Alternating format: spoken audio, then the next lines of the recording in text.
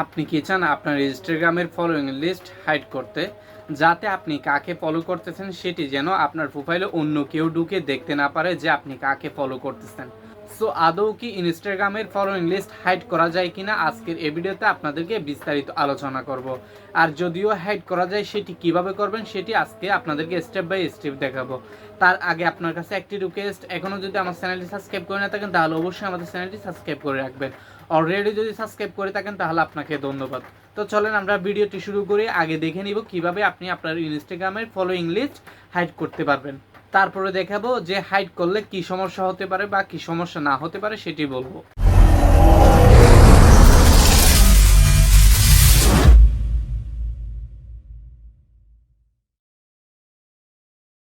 So সর্বপ্রথম আপনারা কি করবেন, মোবাইল স্ক্রিনে চলে আসবেন। মোবাইল স্ক্রিনে আসার পর আপনারা ইনস্টাগ্রামে চলে যাবেন। ঠিক আছে, তো আমি ইনস্টাগ্রামে চলে যাচ্ছি।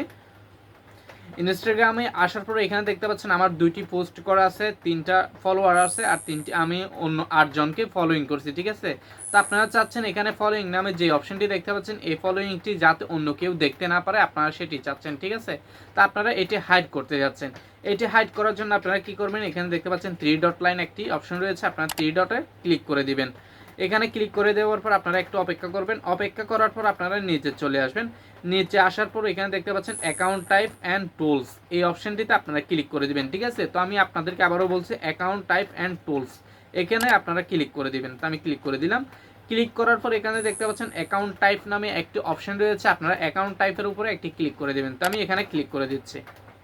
ক্লিক করে দেওয়ার পর আপনারা এখানে দেখতে পাচ্ছেন ছোট করে লেখা আছে সুইচ অ্যাকাউন্ট টাইপ, এখানে আপনারা ক্লিক করে দিবেন। সুইচ অ্যাকাউন্ট টাইপ এখানে ক্লিক করে দিবেন।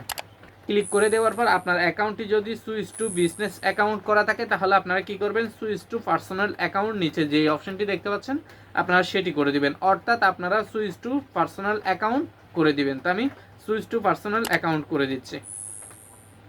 করে দেওয়ার পর আপনারা সুইচ টু পার্সোনাল অ্যাকাউন্ট আবারও ক্লিক করে দিবেন। তো আমি ক্লিক করে দিলাম। সো এখানে এই কাজটি করার পর আপনারা কি করবেন, এখান থেকে সরাসরি চলে আসবেন ব্যাকে। ঠিক আছে, তো আমি ব্যাকে চলে যাচ্ছি। ব্যাকে আসার পর আপনারা কি করবেন, এখানে দেখতে পাচ্ছেন এই যে আপনারা অ্যাকাউন্ট প্রাইভেসি নামে একটি অপশন রয়েছে, আপনার অ্যাকাউন্ট প্রাইভেসিতে চলে যাবেন। তো আমি অ্যাকাউন্ট প্রাইভেসিতে চলে যাচ্ছি। অ্যাকাউন্ট প্রাইভেসিতে আসার পর আপনারা দেখতে পাচ্ছেন allow public photo and video to appear in search engine result. ঠিক আছে, তো আপনারা এই অপশনটি বন্ধ করে দিবেন।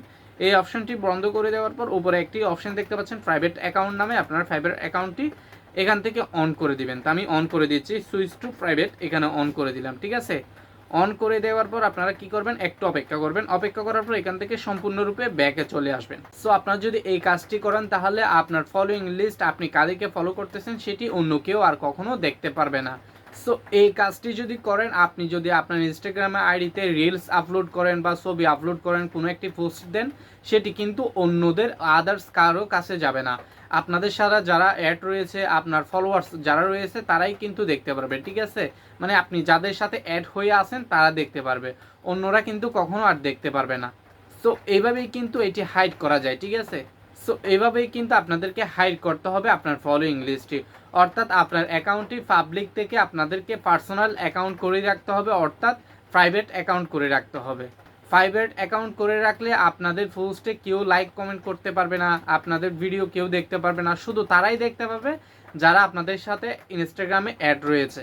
এছাড়া ইনস্টাগ্রামের অফিসিয়ালভাবে কোনো অপশন নাই যে আপনি ফলোয়িং লিস্টে হাইড করতে পারবেন। সো এই হলো আজকের এই ভিডিও।